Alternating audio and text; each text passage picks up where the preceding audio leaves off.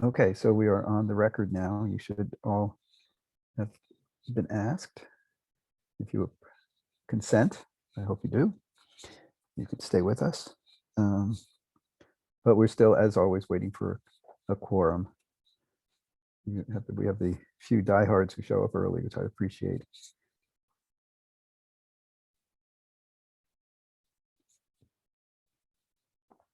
Good. Jackie's with us now. Greetings. 6. And now it's officially 11:10. Grace, hello there. And slowly but surely, everyone is assembling. Hi, Jinyi.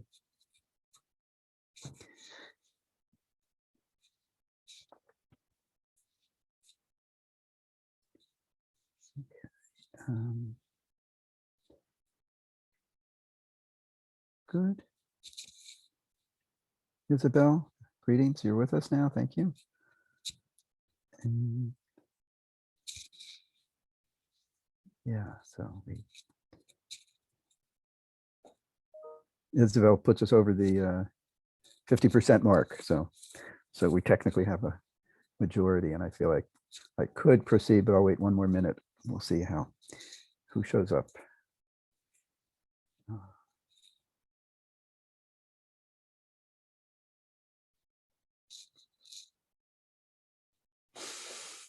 There's one of your classmates who is in China and tunes in only through the recordings, because it's 11 o'clock at night. No, 12 o'clock at night in Shanghai right now, where she is. So I don't count her. I count her as part of the class, of course, but not as but not towards our quorum. And now we're, it's like gangbusters. We've got 9, not counting myself. Hi, Marcia. Hi. Hey, how are you? Okay. Good. 1 hour earlier for me. 1 hour different? Yeah. Oh, right. Oh, So you're it's on my daylight. lunchtime, exactly lunchtime now. Oh, I'm sorry. You're welcome No to problem. eat. As long as you have to. In the olden days, we would say you're welcome to eat, but you have to share it with the whole class. But Yeah. but now you don't have to do that. Yeah, no problem. Next time. Okay, good. All right. Well, let's get started, I guess. Any Chandini, good, you're with us. Greetings. Anyone have any questions about anything?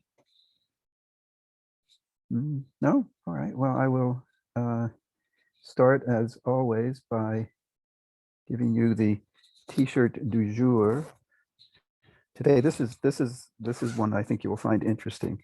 We've had, most of my t-shirts have to do with writing systems because they're easily displayed, and this is a writing system that, unlike the others that we've seen so far, is not yet deciphered. This is, I'll show you the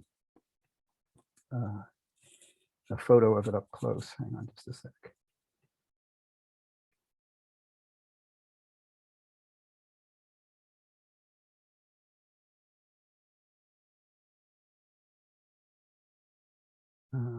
This is my t-shirt. This is the a writing system, or presumed writing system, that's found on Easter Island in the South Pacific, so the eastern edge of the South Pacific. It's known as Rongo writing, and you can see it has all kinds of interesting shapes. I can show you a close-up of, this is a close-up of the script, or putative script. It's not clear that it's since it's undeciphered, we don't really know what it says or exactly what its function is, but it looks like a writing system. there are materials that are it's written on wood materials, so it may well be a kind of writing system. Remember, the last week we looked at the runic writing system of Germanic, and that was on wood. Let me tell you a few things about it. Just find my notes here.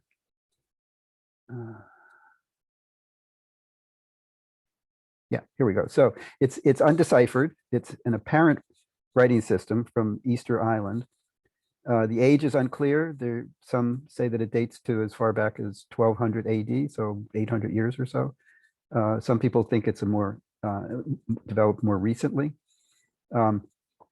If it's real writing, and I think when we talked a little bit about writing, we distinguished between writing that is just sort of images that evoke certain scenes, as opposed to real writing that is based on representing language. So if it's real writing, it's said to be possibly another example, along with the Mayan hieroglyphs that we talked about several weeks ago.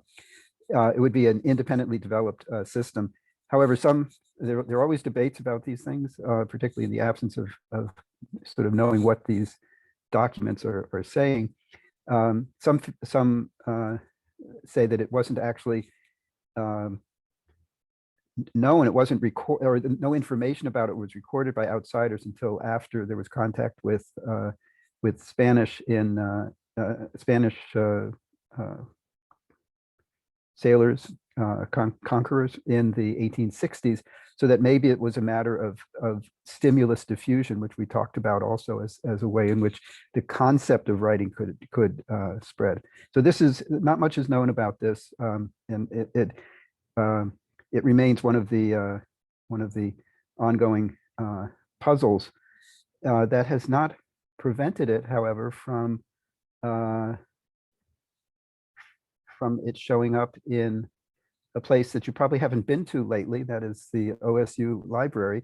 Remember, OSU library has these writing or visual representations of knowledge embedded in the flooring.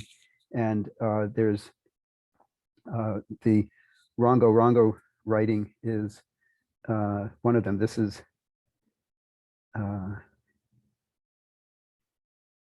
there, that shows it up close.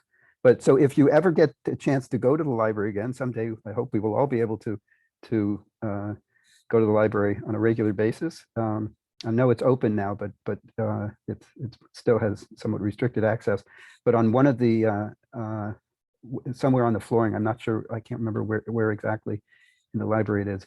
There is one of the slabs in the flooring is this Rongo writing. I'm not sure if this is a copy of a real Rongo text, or is just a fanciful recreation of the writing system. Some of the writing systems, the alphabets that are embedded in the flooring simply give you A, B, C, D, E, F, G, basically, and not a real text. Sometimes with amusing results, actually. Just to show you a picture of me with my friends on Easter Island. That was me 8 years ago on a trip to Easter Island, where I got this T-shirt, and I'm hanging out with my buddies. Okay, so that's the T-shirt du jour, and if there are no questions or comments on that, we can move on to other more contentful material. So I want to, even though we're sort of transitioning into a new phase in the content for the course over the next 5-6 weeks, I guess. I wanted, and actually with regard to that, let me remind you that if you look at the syllabus, the topics that are listed on the syllabus are more or less what we're going to be doing over the next 5 or 6 weeks. But the homework assignments that are listed on the syllabus are out of date, and so I will give you the assignments that come up. I will put on the assignments list of the Carmen site, and I'll sort of remind you in advance. The one thing that a few things that will stay the same are the second problem set coming up in April, and the assignments that are associated with the term paper write-up or assignment. That it's not exactly a term paper, but it's a term paper project, I guess is what I've called it. Those will stay the same, but where if it says on the syllabus homework number 12, homework number 14, homework number 15, you can ignore that. The homework, there will be homework assignments, though not as many as we've had in the first half of the semester, but they will be. I will announce them, and they will show up on the assignments and on the syllabus on Carmen. I hope you all know what I'm talking about when I say syllabus. Let's be absolutely clear about this.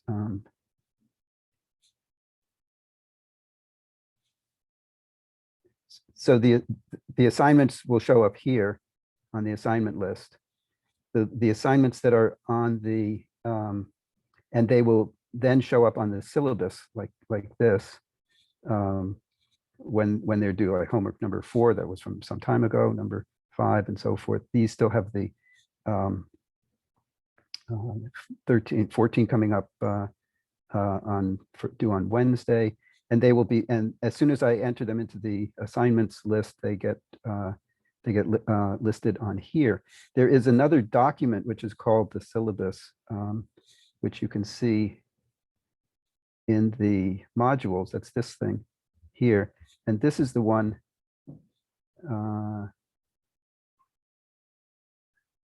give it a second to load. This is the one that has the topics right, but the dates about assignments are out of date. So I don't know whether you've looked at this at all, but let me show you the, this is yeah, you must have looked at this because this is the syllabus you have to read in order to find the reference to Snoop Dogg. Remember, this was my little bit of fun with you about syllabus. So these topics, these week by week topics, are more or less accurate in terms of what we'll be covering. What's not accurate are the right now are the assignments as they're listed here in this right hand column. So don't take those seriously. Take the homework assignments. Don't take the homework assignments seriously. As homework assignments come due, I will enter them in the assignments part of Carmen, and they will show up on the syllabus on this left-hand column here. That will tell you what's what. Those will be where the real assignments are. This here was just something I had to make up several months ago, actually. But the topics are more or less the same. So we will more or less cover the topics in this order. Okay. Just so you know, there's a special. I have here on Friday, April 2nd. There's a special event, a lecture series that I sponsor in connection with my appointment in the Slavic department. The Kenneth E. Naylor Memorial Lecture will be given by Mark Janse, a specialist on this Cappadocian dialect of Greek. It's a very interesting situation where it was a language that was thought to have gone extinct, and Mark and one other colleague of his discovered speakers of the language in Greece. It was a dialect of Greek that had been spoken in Asia Minor, in what is now Turkey, and after the 1920s and the Treaty of Lausanne that ended hostilities between Greece and Turkey, there was a population exchanges, and the Greeks of Asia Minor were relocated to Greece, and it was thought at the time that their dialect just kind of disappeared as they were assimilated into the Greek population. But Mark and a colleague discovered speakers of this Cappadocian dialect in a few villages in northern Greece. It's a very interesting presentation. it's going to be virtual, and he will be coming to us live from Ghent in Belgium. So he will. So we had to schedule it at a time that suited him. So it'll be 9:30 in the morning to 11. How many of you are free before for the hour and a half before class? Because I would love for you to listen to the talk if possible. If it turns out that almost all of you are able to be at the talk or to listen to it, I would consider canceling class that day and instead counting the lecture for the class. So could I guess we have most of you here now. Let me stop sharing for a second. Most of you are here now, so could you just indicate, let me view Which day is gallery. that? Which day It's a is Friday. that? I'm sorry. Oh yeah, okay. It's a Friday. Friday is normally not a class day, but that week we have one of the instructional breaks for the second instructional break, which is Tuesday and Wednesday. But instead of canceling classes on Wednesday, they decided to move classes from Wednesday to Friday. So Friday, April 2nd is a Wednesday as far as classes are concerned. So we in principle would have a class, but if I would love for you to listen to Mark's lecture, and if it turns out that all or a good many of you are available, I would And consider. what time is gonna be? Because I have classes on this Right. day. So but it starts at 9:30 our time, Ohio time. So it's the hour and a half before I this think, yeah, this for me class. it's okay. So how many of you are able to? Could you? I see two of you have voted yes. Could you all? Yes. So I see 1, 2, 3. Okay, 1, 2, 3, 4, 5, 6, 7, 8, 9. Kyle, Isabel, you're a no. The yeses and nos disappear too quickly. So I'm going to count to 3, and on 3, everyone please either vote yes or no, and then I'll have about 10 seconds or so to count. Okay, so on 3, vote yes or yes. You can make the lecture at 9:30 on that date on April 2nd. It's a Friday, but it counts as a Wednesday. So on 3, vote yes or no. 1, 2, 3. Let's see, 1, 2, 3, 4, 5, 6, 7, 8, 9, 10. So 10 of you can make it and 3 of you can't. So I'm going to go ahead and cancel class then on that Friday. And those of you who you will be obliged to go to the lecture, but if you can't go to the lecture because of a conflict with another class or something, I would ask that you view it over the weekend, because we will record it. Okay, I will write all of this up and make a formal announcement, but I wanted to check with you. So thank you all for voting. But since it's highly relevant to issues that we'll talk about with regard to language death and language endangerment as sort of the final stage of language change in a certain sense. And so it'll be a very entertaining talk. Mark is an excellent speaker, and you deserve a break from me anyway. So by then you'll want it even more. So so that particular day, and I will, as I say, I will write up a message about it and I'll remind you, all of you, but that particular day, that Friday, April 2nd, counting as a Wednesday as far as OSU is concerned, there will be no class at the usual time, 11:10 to 12:30. Instead, we will have Mark Jance's lecture from 9:30 to 11 Ohio time that day. And I will ask you to attend, please. And if you can't, I will ask you to view it over the weekend via the recording. Okay, great. This is good. I wanted to check on that, but thank you all for bearing with me. It was complicated by this Wednesday, Friday business that I admit I when I was scheduling it some months ago, I didn't realize that was how I thought, oh, Friday, it's a free day. Nothing's happening. And then OSU intervenes. But anyway, so be it. Okay, so back to screen sharing. I think we Okay, so gone over the syllabus business with you, and I wanted to check on all that. So I think we're in good shape now. So let me close this and go back to our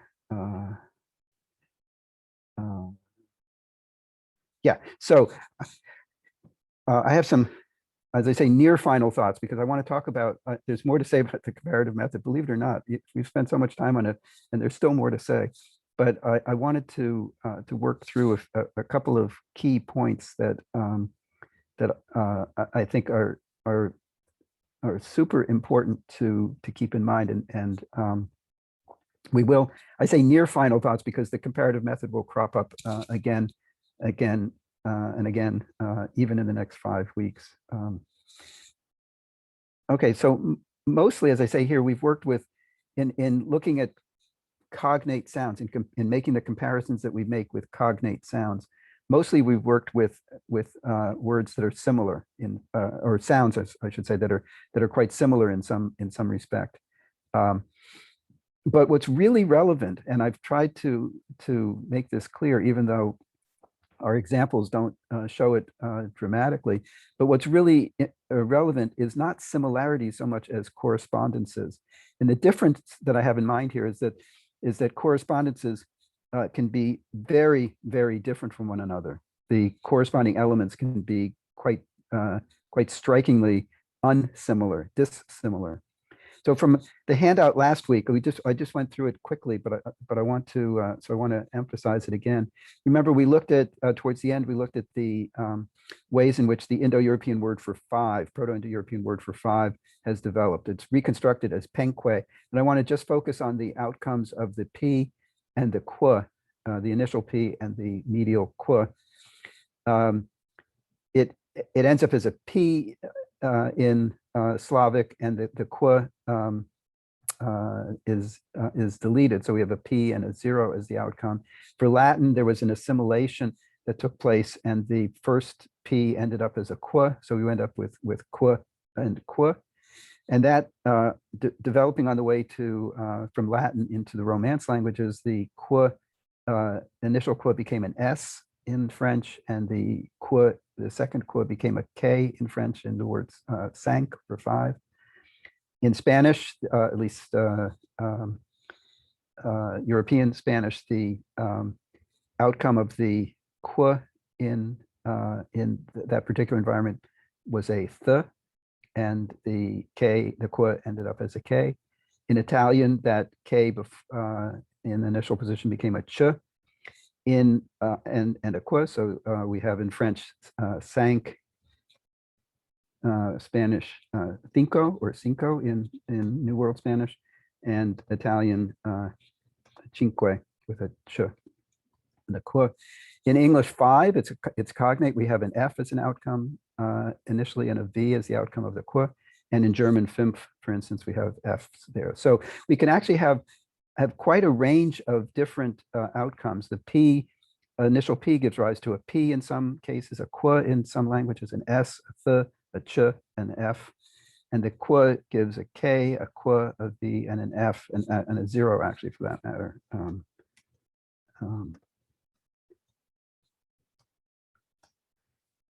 So we can get a lot of dissimilarity. We can have the English f of five and the s of French cinq, or the ch of Italian cinque, are actually cognate sounds. They form a regular correspondence. And there's some cases that are even more strikingly weird, to say the least. So in Armenian, there's an initial sequence which is written usually ERK, but it's phonetically yerk.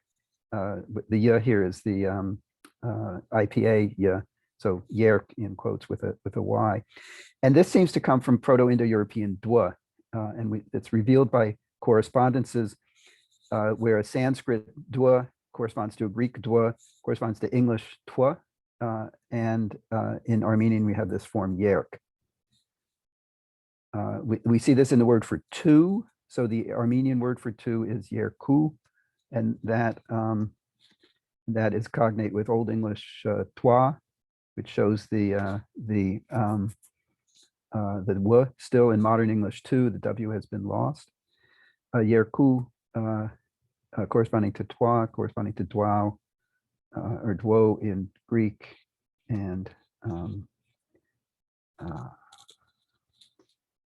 Sanskrit, dwao. Dwa. Like that.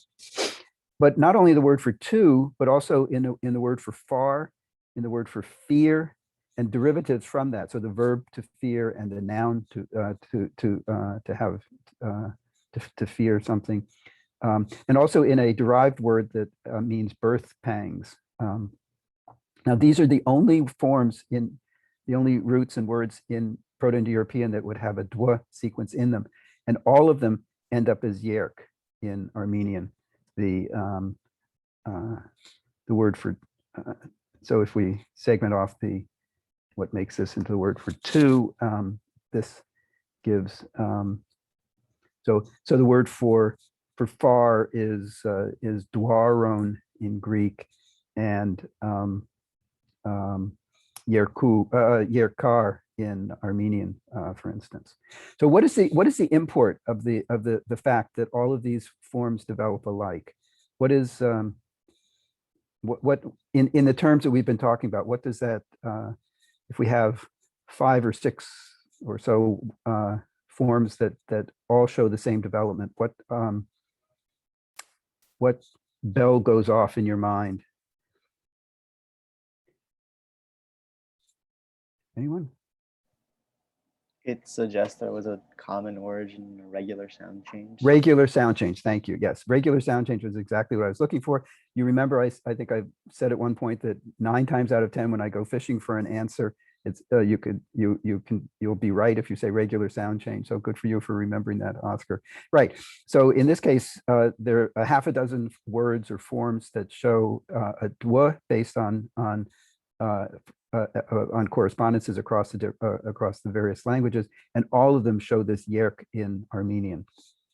Now, we're inclined to say that this is a case where it can't be a matter of chance, universality, or borrowing. So let's just be clear about why that's the case. Why can we rule out any one of these? If someone would give me an answer for why we can rule out any one of these, let's see how what your reasoning is. How do we rule out chance in this case?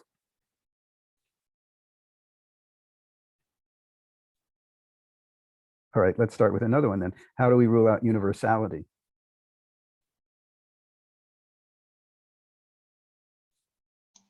There's nothing iconic about the concept of two. There's not only two, but far, fear, birth pangs. So if it were universal, we would expect that there would be something iconic, that is something in the form of in the meaning of the word itself that summons up that particular form. But the fact that these are also different across, I mean, it's interesting that you get an F in both far and fear, but there's nothing about that F and nothing that relates far and fear in English. And in any case, two and birth pangs are quite different. So there's nothing iconic about that, about these meanings that would lead us to expect to have a yerk or dwa in any of them. So that rules out universality. How can we rule out chance? We don't need to be a math major to figure this out. What did we give as the basis for saying that chance events maybe could happen every now and then, but what is it about these forms that would rule out chance?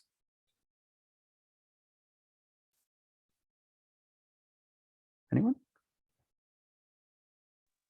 So we call upon our mathematician. Oh, wait a minute, I hear a voice. It's like definitely more than 3 words. I think anything over 3 is not really a coincidence. Right. Okay. So anything could happen once, we might say. If it happens twice, we sit up and take notice. If it happens 3 times, remember the Alice's restaurant lyrics that I gave you, well, then you have to say that it's a movement, that there's really something serious going on here. Hmm. In this case, we have roughly half a dozen words, all showing the same development. So that gives us a degree of or magnitude to our data that excludes chance. How about borrowing as a way of so the Armenian word for to, borrowed, what speaks against borrowing in this case? Not only, I mean, there are a couple things that you might point to. Do you remember our list of our Swadesh list of words that you looked at? I think it was just a week ago. How does that help? Does that remind you of anything that would be relevant here? Am I mentioning that? I think 2 might have been on that list. Yeah, right. The it's- low numbers, the low numbers were on that list. So that would suggest that. What would that suggest? Go ahead, please. That it's probably not going to be a word that's borrowed. Yeah, it's less likely to be Yeah. borrowed. That was Swadesh's claim. Yeah, that's what I meant. Yeah, no, that's fine. That's fine. And in any case, if you have 6 of these correspondences showing up, how does the borrowing intersect with chance there to make it a what would you have to say about the borrowing in order to get 6 instances of the same correspondence across all of these languages? They need to be, I'm sure they've been in contact for a while, or I don't know. What are the Well- chances that all the speakers from all of these languages were together to borrow stuff in the first place? Okay, and this is something that will come up later on when we talk about borrowing more generally, is that borrowing is actually a historical event, generally involving contact between speakers of different languages. There are ways in which borrowing can happen sort of in the absence of person-to-person contact, but in the typical case, particularly in ancient times, it was involved person-to-person contact. There wasn't the internet. There weren't texts that could be distributed widely along a written text that could be distributed widely amongst the population, or different populations, so that the in order to get 6 instances of this correspondence as the result of borrowing, it would have to be not just 6 chance events, but 6 chance events of a particular kind of historical coming together of circumstances that give rise to borrowing. So I think it's pretty safe that we can rule out chance, universality, and borrowing for the reasons that we've been developing just now. So what are we left with then? If we rule out chance, universality, and borrowing, what is the 4th way in which you can find these precise and numerous correspondences of form between and among languages? What is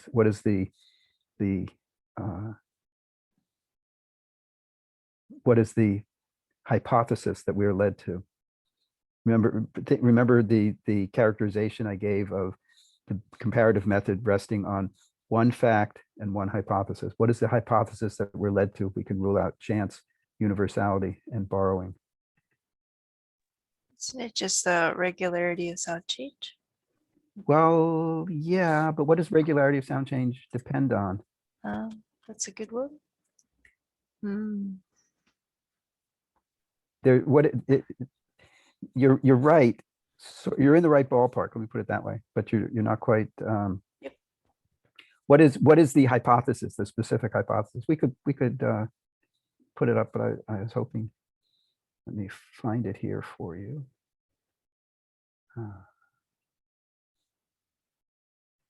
You'll kick yourselves, of course, when you see it, because you'll say, "Oh yes, that's right."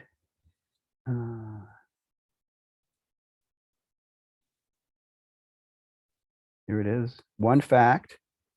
Anyone want, before I reveal it, anyone want to tell me what the hypothesis is? All right. 1 hypothesis that these are genetically or genealogically related languages. And that's where the correspondences stem from. And when you have that, then regular sound change that's why I said you were in the right ballpark, Kenna. when you have genetic relationship or genealogical relationship, then regular sound change gives you these regular correspondences across the related languages.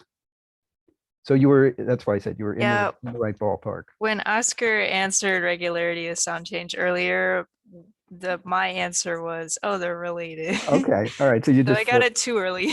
Okay, fair enough. And I have said that 9 times out of 10 regularity of sound change is the right is going to get the right answer. So you were almost there, but not quite with that answer. So how do we get then from dwa to yerk phonetically? You all agree that there's a large phonetic difference or distance between dwa and yerk, such that you wouldn't believe that they are related cognate forms on the face of it. I think that's kind of taken for granted, and I just I just want to make sure everyone is okay with that. Nonetheless, it is possible to get from dwa to yerk by a number of relatively straightforward and, interestingly enough, regular sound changes that took place on the way to Armenian.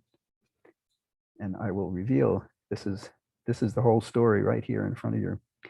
The dwa becomes a D in of the that we see in Proto-Indo-European ends up as a T in Armenian. That's a regular sound change. We see that, for instance, in the word for give, which has a T in it, whereas the rest of Indo-European has a D. The word for 10 has a D in it in our reconstructed, like Latin decem, as in decimal, or Greek deca, as in like dodecahedron. And here is a T in Armenian. Independently also, as a regular sound change, a W in Armenian, in Proto-Indo-European gives a G in Armenian. So the word for no in Armenian is git with an initial G. Excuse me. That comes from an Indo-European root wade, and the English word wit shows the W. So the correspondence then is between a G in Armenian and a W, say in English, or other languages. So now we have TG. How do we get from TG to TK? I'm not going to give you that. I'm hoping that someone will be able to tell me. How do you get from TG to TK? Assimilation. Assimilation, yeah, right. And that's a fairly common sound change. Remember, 90% of sound changes will end up being assimilatory in some way or another. Assimilation, very common. Dissimilation, less common. So this is via an assimilation. And now we're almost there, right? It's beginning to look like the Armenian form. Now the T ends up as an R, and that seems, on the face of it, that might seem like a difficult change. This is the one. This here is the one piece that is a little bit problematic because it isn't well instantiated across Armenian. But there are a number of different kinds of R's in the languages of the world, and if this is kind of a tap type R, as we have in, say, the British pronunciation, like vedi for very, or modern Greek mera for mer, what looks like mera with an R. Then presumably this is some sort of weakening in a cluster, and that gives us then an R and a K. And what we find as a regular change in Armenian with initial clusters of consonants that have a liquid in it, that there's a prothetic vowel that is inserted. This is a change that a number of languages have that provide a better syllabic structure to the pronunciation. So Spanish, between Latin and Spanish, an initial S plus a consonant cluster, like a initial T of oh, I don't know, like Latin statio or something like that, ends up in Spanish as estación with an initial e. And this is found in other Romance languages as well. I don't think Portuguese has it, or does. Is there a prosthetic vowel in Portuguese like escudo? Yes, so the Portuguese money is escudo. Yeah. Yeah. So Portuguese, French actually had it, and Spanish. So this is a similar kind of change. In Armenian, it was restricted to initial clusters with liquids. We see it in the word for brother, for instance, where this r is a uvular fricative like the French R, and comes historically from an R. And then we find the initial e develops a transitional glide. A y is the transitional glide into a front vowel. This is a change also found in Slavic languages and in Northern Greek dialects and other languages as well. So you put all of this together, you can get from dwa to yerk in 6 mostly regular steps. This T to R one is the one that's a little bit problematic, but it gets us there. And what this shows us is that there's this compounding or concatenating or cumulative effect of sound change, that sound changes build on existing sound changes, so that you can actually get from from one starting point, you can end up with an endpoint that is dramatically different from what it started with. Each step could have happened in over hundreds of years, so it's not like there's a dramatic shift of dwa to yerk in one leap, but rather the cumulative effect of several changes. So, and there are other cases like this. Another one is the initial S of Proto-Indo-European ends up as a voiced dorsopalatal stop in Albanian in initial position, mainly before stressed vowels, but a gya, in other words. And we see this in correspondences where Albanian has a gya and other languages have an S, for instance. So the word for sleep is gjum, or gjum, I guess, prescriptively in Albanian, where the gya corresponds to the S of Sanskrit swapna and the S of Latin somnum. Jaub is the word for butter that corresponds to the S of English salve. Joshed is the word for 6, corresponds to the Latin word for 6, sex, and Old English seux, and Modern English 6. So what has changed in the development of it from an S into a Albanian gya? What aspects of the sound have changed?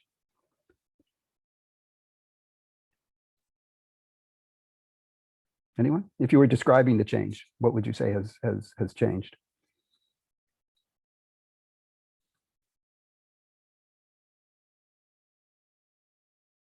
No? No takers?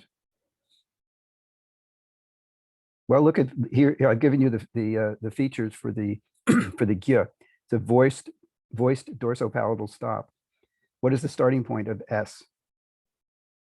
Is it voiced? Nope. Is it a stop? Nope. Is it dorsopalatal? Nope. So everything has changed. Everything has changed. And yet, so how do you get from there to here? Well, did all the features change all at once? Probably not. Is there some sort of orderly progression to the changes, such as we saw with the dwa to yerk? It's not so obvious, and there aren't really any compelling indications of how that happened. There are in the case of Armenian, but this one, this S to Albanian gya is I think even more obscure, more problematic. Okay, so that's an important point about correspondences, not similarities, because oftentimes our correspondences involve similarities, but they need not. And in cases where they don't, we really have to sometimes work a bit hard to get them to make sense of them. But our methodology tells us that if we find these sounds in related languages that correspond in a regular way, that they must be the result of regular sound changes, and therefore it's incumbent upon us. It becomes our task, our obligation, really, to use our methodology and to say, so how can we get from there to here? What do we know about the progression of sound change that would allow us to go from an S to a G, from a dwa to a yerk, and so forth. And when you can figure it out, it's very rewarding. It's not intellectually rewarding, let me put it that way. It's really cool to be able to do that. I want to shift now in connection with our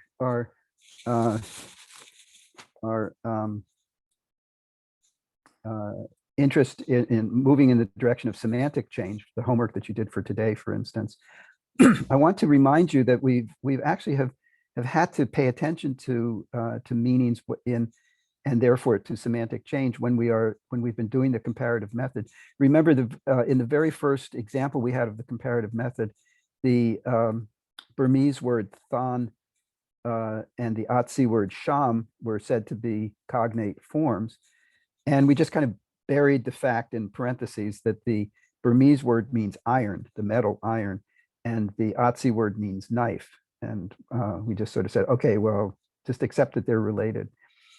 But they aren't the same, and therefore the same kind of reasoning that we used very early on when we're dealing with related languages and we have elements that are that correspond in regular ways between the two languages and are not identical, our methodology tells us that something has changed. And we can see this also in sometimes more subtle ways. The English word night is cognate with the Hittite word nekta, but the Hittite word very clearly means evening, that just the early hours of the nighttime, whereas English night means all through the dark period, not just the early hours. The one curious one is the English word mother, which has a cognate form in Albanian, motor, where everything matches up just as it should be in terms of the sounds, but the meaning of the Albanian word is sister, not mother. So in each of these kinds of cases, something has changed. And in particular, what side of the equation that we're making, what side of the correspondent is the locus of change in these cases? I've sort of given it away already, but someone say it overtly, just so we know that we're on the same, all on the same page. The semantic change. Yeah, exactly. So the meanings have changed. The meanings attached to the words have changed. The forms are cognate. Night is cognate with nekta, mother is cognate with motor, thon is cognate with sham, but the meaning that's attached to the forms has changed. Now, so this is the way in which we can use the comparative method on something other than simply the sounds. We've been focusing on the comparative method with regard to sounds, but the same methodology gives us a handle on other aspects of language change. So when we see that these words match up in terms of their form, but not in terms of their meaning, then we know that something has changed. And what has changed is the semantic side of the equation, the semantic side of the comparison. Okay, now how else can we determine change? Well, remember when we were talking about change more generally, we said sometimes you can see it by direct observation. And remember the thing that we read very early on, I guess the first day or second day of class, the columnist who was complaining that about no problem meaning you're welcome. So that was direct observation on her part. She said, you know, a few years ago, I'm pretty sure that people used to say you're welcome in response to thank you, and now they're saying no problem. So that was a linguistic observation on her part, and from her point of view, it was an instance of change and noted by direct observation. Another kind of indirect observation, the comparative method gives us really indirect observation, but another indirect observation or means of indirect observation that we talked about, remember, it had to do with so-called apparent time differences, especially older speakers versus younger speakers in the same synchronic slice. So we look at English of the early of the 20th century, late 20th century, and we see that there are younger speakers and older speakers, and there can be differences in how they speak. And we saw that, remember, with our example of the word bean, meaning to be hit on the head with a baseball. That's what older speakers like me had. And we controlled for dialect, we controlled for region. So this was in Upper Arlington in the late 1980s, early 1990s. Bean meant for me hit on the head with a baseball, but for the kids on this baseball team, it meant to be hit anywhere on the body with a baseball. So that would be, we can draw an inference from that there has been a change in the meaning associated with the word bean. And this is what we call an apparent time difference, comparing older speakers and younger speakers in the same synchronic slice. Sometimes etymology can give us a hint. So the word aftermath, which you probably know as sort of the consequences of some action or event, the math part of aftermath has nothing to do with mathematics, but instead is a derivative of the verb to mow. So if we put mow, and the th is a noun forming suffix. So if you put, excuse me, mow and a noun derived from mow together with after, then the original meaning was what comes after mowing, or something that develops after mowing. And if you look at a dictionary of modern English, you'll see that it gives the meaning the consequences or after effects of a significant, they say unpleasant, but I'm not sure it needs to be unpleasant, but anyway, of some significant event. But interestingly, they also give a term from farming, that is the new grass growing after mowing or harvest. Now, are there any farm guys and gals out there in our viewing audience? For me, this was I knew the etymology of that it came after mowing, but I didn't realize that it was still in the dictionary until I took the trouble to look it up the other day. So for farmers, this is still apparently a valid meaning, the etymological meaning of the word. And what we see here then is a kind of not exactly apparent time, but in the same way that apparent time gives us an older versus younger speaker. So we can think of older versus younger as one of the social dimensions to language variation. Farmers versus non-farmers, rural versus urban speakers would be another social dimension. And to the extent that in the technical language of farming, this meaning of new grass growing after mowing is still available, suggests that here the comparison of along the social dimension of let's say rural versus urban gives a basis for saying that something has changed. The etymology that it's related to or derived from the verb mow tells us what in the case of the urban versus rural, what the older meaning, who has innovated and who is and who are the speakers with the archaic usage. Okay, so one question we might ask, now we talk about this as meaning change or semantic change, and that's a convenient way of characterizing the change. But what we're really dealing with here is not necessarily a change in the meaning. There's a certain sense in which the meanings are constant and available, but the attachment of a particular form to a particular, the term that I've used here, C-meme, that is a unit of meaning, that's what has changed. So if we think of words or morphemes in general as showing a form plus meaning combination.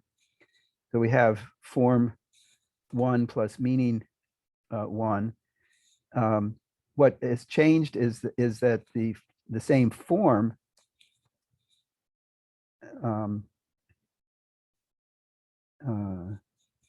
let's do it this way.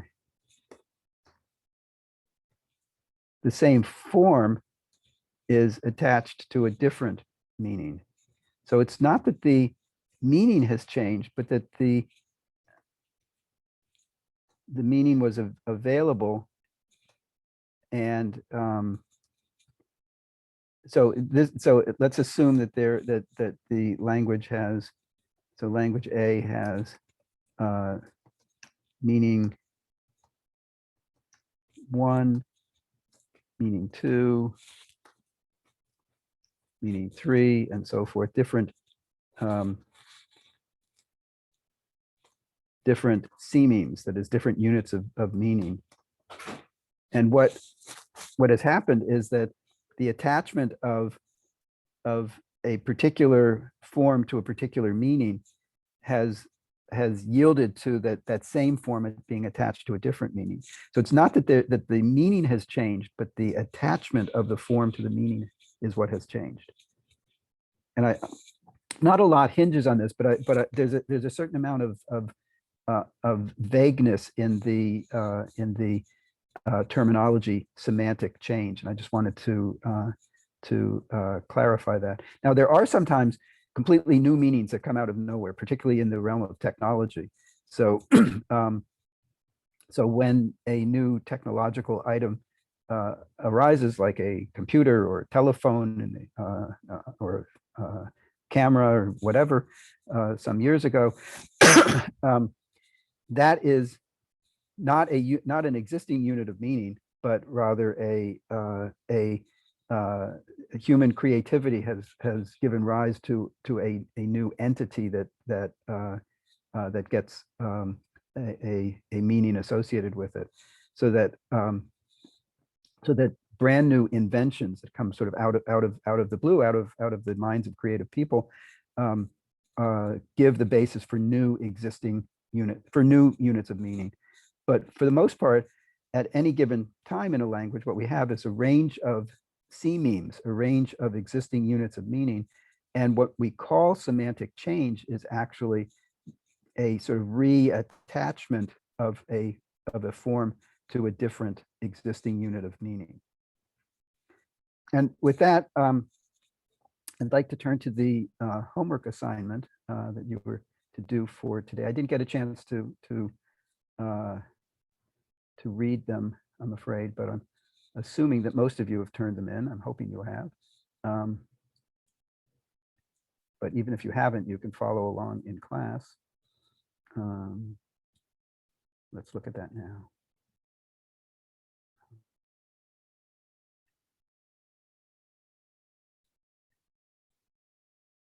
So this was the assignment, right?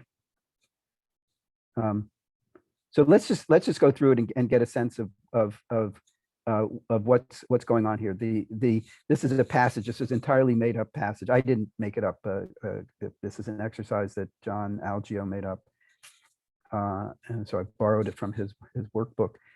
But the phrases, the passage has these phrases that are logically incoherent if we understand the words in their current meanings, but there are older meanings available for each of these words that make them into coherent or logically coherent statements.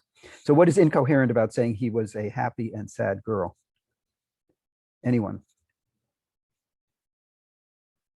Even if you didn't do it, you should be able to, even if you didn't look up the history of these words, you should be able to say what is incoherent or illogical about saying he was a happy and sad girl. You wouldn't characterize someone as being both happy and sad. Right. Like one over the other. Yeah, exactly. One or the other. So in this case, then happy and sad are the give us the logical incoherence. How about what's the deal with girl here? Thank you, Claire. That was good. Anyone? Or you're on a roll, Claire? Do you want to continue? Yeah, I can. All right. So the beginning starts with he, like the pronoun. So it wouldn't be likely that he would be referred to as a girl later on in the paragraph. Right. Okay. So under the sort of usual interpretations of he and girl, this is a mismatch. How about living in a town 40 miles from the closest neighbor? What's up with that one?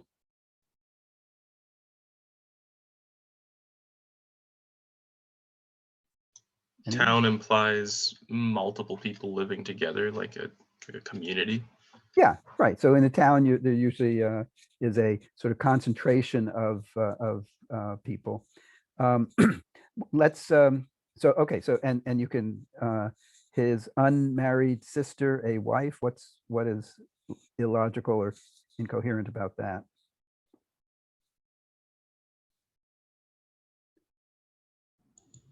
What If is the, she is not married, it's not. if she's not possible if to she's be not a wife. right under the usual interpretation nowadays of wife, it doesn't go with unmarried. Okay. So how do we resolve this? Are there earlier meanings available for these words that resolve the incoherence, the illogical aspect? Did anyone find an earlier meaning for sad that doesn't set it in opposition to happy?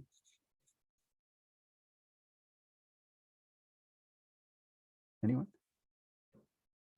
I think one of the meanings was satisfied. Right, satisfied, exactly. Yeah. Good. Thank you, Claire. Right. So satisfied, and satisfied works well with happy. There's no incoherence there or conflict there in the meanings. How about girl? A young person of any sex. Right. A young person of any sex, so that it could be male or female, or I think at the time this was written, it wasn't. It was thought in. It was written in an era where there was where the gender possibilities were binary, so that was the opposition. But in any case, young person of any gender would work for girl. So whether it's he, she, or they, it would work fine. How about town and versus so concentration of people versus being out in the country, away from folks? What was there another meaning for town that anyone found that would make sense there? It was originally just a house or a manor. Yeah, just a manor that could be, so a large manor house that could be separated out considerably from, at some distance from any neighbor. So it wasn't a concentrated grouping of dwellings or of people. Okay, good. How about wife? Anyone find anything there?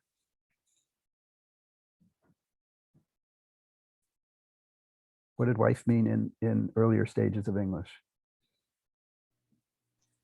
Just meant woman. It just meant woman. Yeah, and actually, we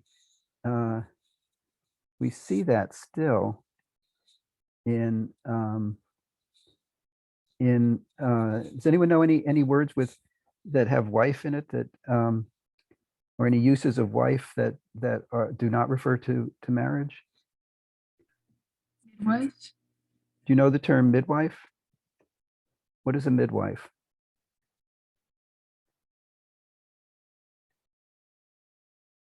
Anyone? Delivers children. Delivers children, right? And so oops, I spelled it wrong. There you go, midwife. So it's typically a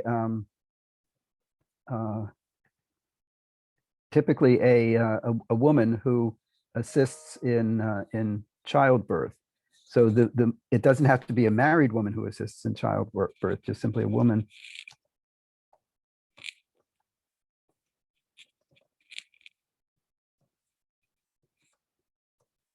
It doesn't have to be a married woman, it's just a woman in general. And so the wife here is actually reflects in this composite form, midwife, reflects the earlier meaning of the independent word wife, namely just referring to a woman without regard to marital status. The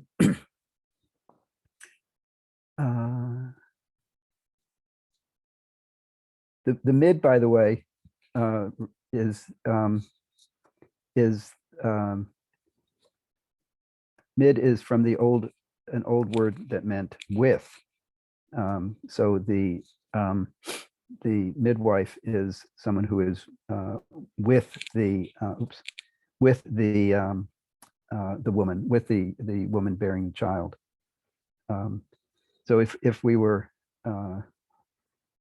sort of modernizing midwife, it would be a with woman, or a with a sister or something like that. Not necessarily a married woman. And the mid here has nothing to do with the mid of middle, for instance. So we don't necessarily have to do all of these, but what happened? What was the case with starving from overeating?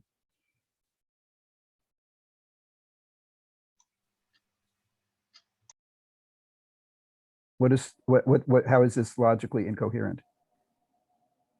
And how does Starve today is dying from hunger. From hunger, right? From not eating.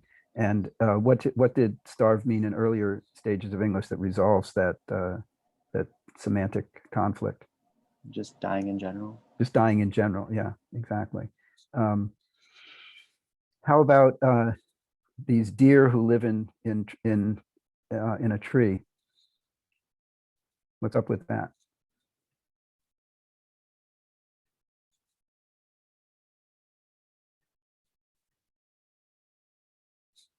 Have any of you seen deer in trees?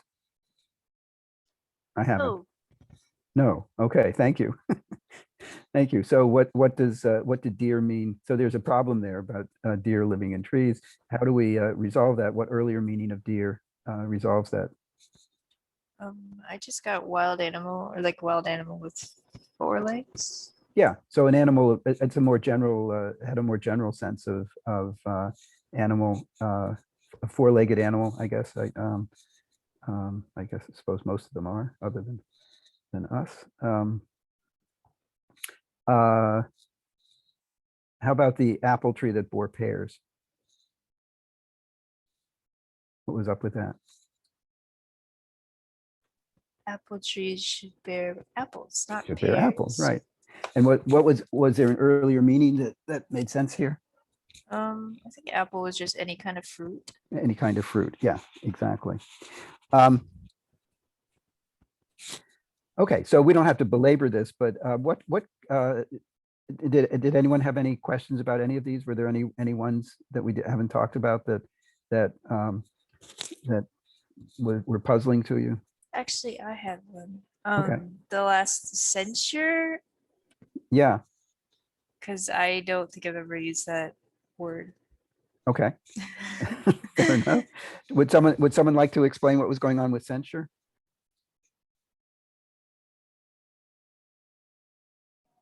Isn't it usually negative? Yeah, it's usually negative. So you remember, just if you can think back to 6 weeks ago when former President Trump was on trial in the Senate, there was some talk about, well, maybe instead of remove or finding him guilty of the charge, he could simply be censured by the Senate. That is, given a formal negative a formal negative opinion expressed about him. So what is, and who is it, Oscar? What is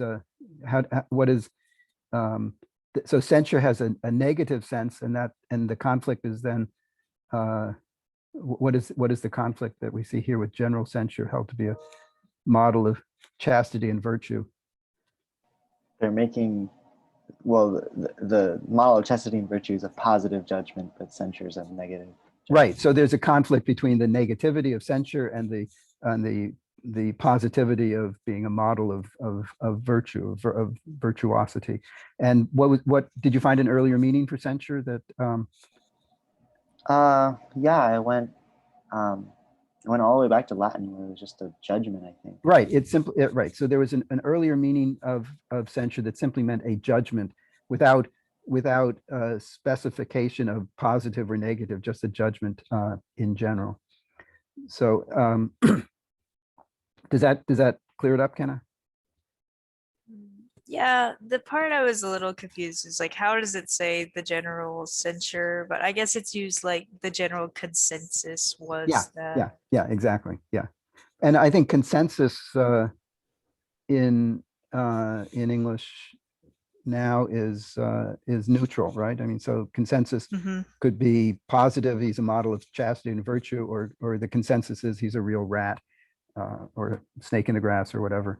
And so I think censure in earlier English had and in Latin, which is the source of it, simply had that neutral meaning of an opinion in general. Yeah. Yeah, thank you. Okay, good. So this was supposed to be kind of a lighthearted exercise that was not, I hope, was not intellectually too demanding, but it gives you a sense of the ways in which the meanings of the what we refer to as semantic change instantiated in English, but as I would describe it, the meanings that are attached to particular forms have changed sometimes fairly dramatically over the centuries. So what are there any if you had to label the changes, how would we label the changes that we see here? How would you describe the change from with starve, or the change with deer, or the change with apple, or for that matter, the change with censure? Is there a tendency that you can identify with say those examples? Or wife, for that matter, works also. I just said narrowing. Narrowing, yeah, right. And so we have these general to specific, sometimes referred to as, and I think this is the term that's used in textbooks, sometimes referred to as narrowing. But we can't get too carried away, even though in this particular exercise, most of the examples were involved narrowing. There are cases of the opposite, broadening, happening. So an example of that is the English word thing, which is probably about the most general word that we have in English today. It can refer to almost anything, right? Anything is a thing. And yet in earlier stages of English, it had a technical sense of a judicial matter. It referred to a council or a meeting of some sort. So it had a sort of formal judicial sense to it, of a matter under consideration by a body that's empowered with some ability to make decisive judgments about things. So and so this very general word thing in modern English had a very specific meaning in Old English, in earlier stages of English. We see the same sort of thing going on. My sensibilities prevent me from writing it out, but I hope you know the word that I'm referring to here. And if any of you are upset by seeing such words even alluded to, I apologize. There should have been a trigger warning at the beginning of class, but we can use this word, which had a very specific meaning, referring to excrement. So here the change has gone from excrement to, or the attachment has gone from excrement to really just kind of any general situation. So if you tell someone, come on, you got to get your together, you're not talking about their excrement, you're talking about just their sort of general frame of mind or whatever. Or, oh, I can't, I'm sorry, I'd love to meet you, but I've got so much going on in my life right now that I just can't do it. So so we see just in sort of current slang usage a broadening to really any situation of any sort. So and that same kind of broadening happened with thing. Now we could imagine, we don't know exactly, but if you remember what we said about uniformitarianism and the fact that the interpretation of uniformitarianism such that we say that the processes that we can observe today going on in language were available in earlier times, so that we can use the present to try to explain the past, we might imagine that thing as a judicial matter was broadened in a kind of slangy usage, and you can think of a parallel in the expression "don't make a federal case out of it." All right, yeah, okay, I cheated in our poker game, but don't make a federal case out of it. Don't make such a big thing of it. Don't turn it into a judicial matter. We see the same kind of sort of expressive usage, and if that was if it's available now, we can surmise, we can guess, we can hypothesize that it was available in earlier stages of English, so that the broadening of thing may have followed the exact same kind of path that the broadening of the word for excrement, or the sort of trope that's involved in, yeah, well, don't make a federal case out of it. It's not that big a deal. Okay. So one thing that so we can label these changes. We can say it's broadening, or it's narrowing. We can we didn't see any examples in the homework assignment, but in the textbook they talk about, so we can talk about narrowing, broadening. In the textbook they talk about pejoration, whereby I guess we sort of saw that with censure, that censure taking on a negative meaning. So there's certain words that have undergone a pejoration. The word for it wasn't on there, but the word for knave in earlier, knave, to the extent that it occurs at all in modern English, is sort of someone who's a bit of a rogue, or a ne'er-do-well.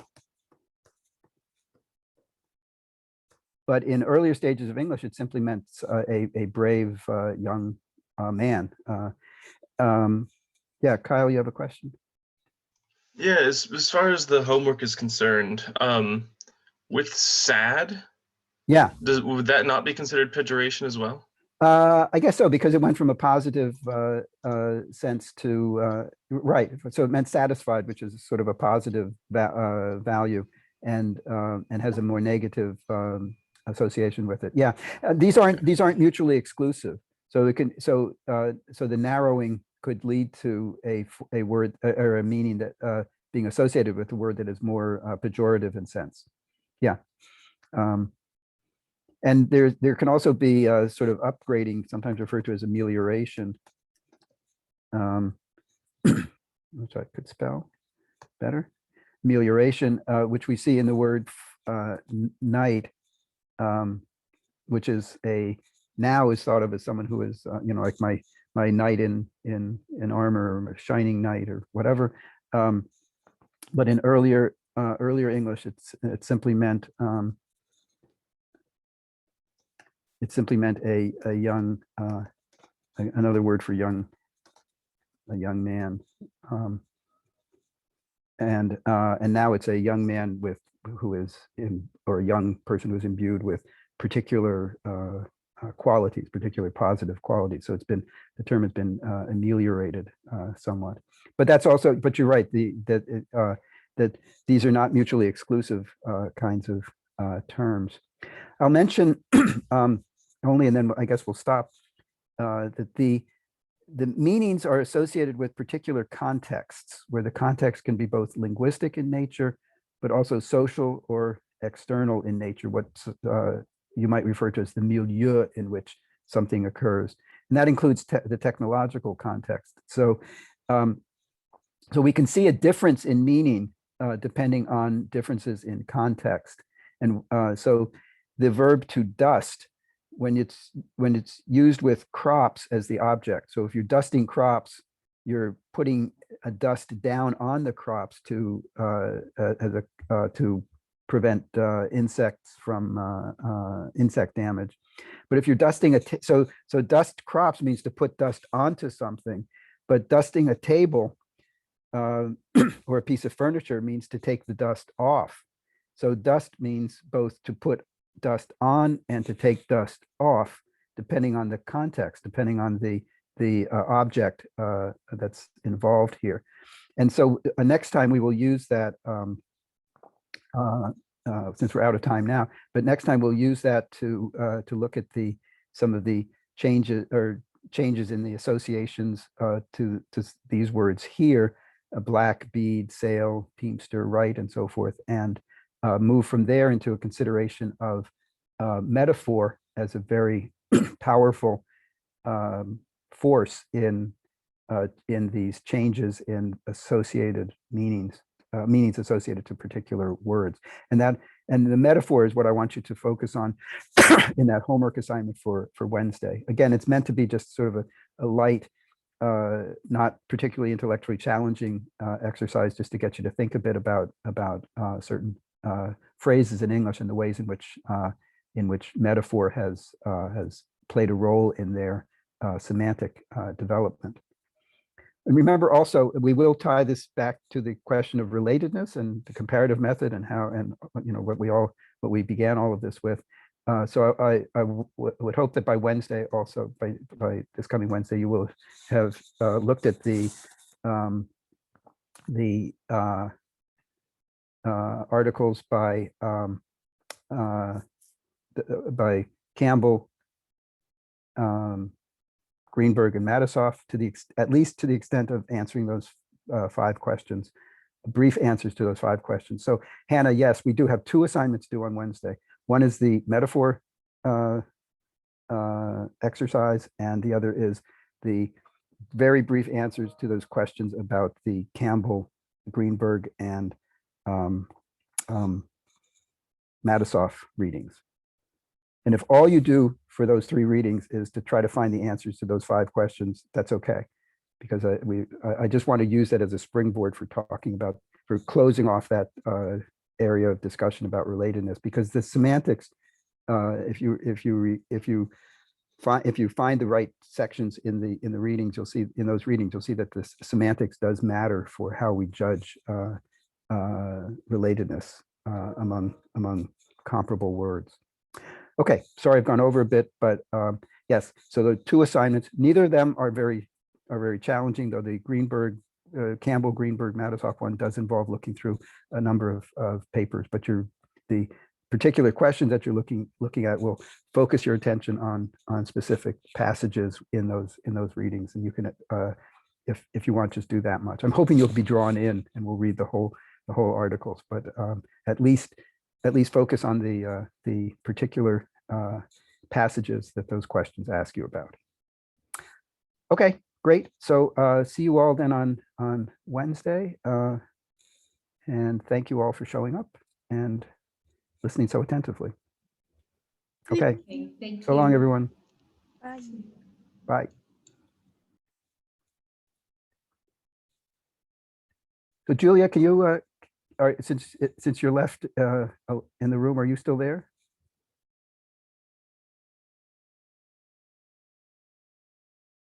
Julia?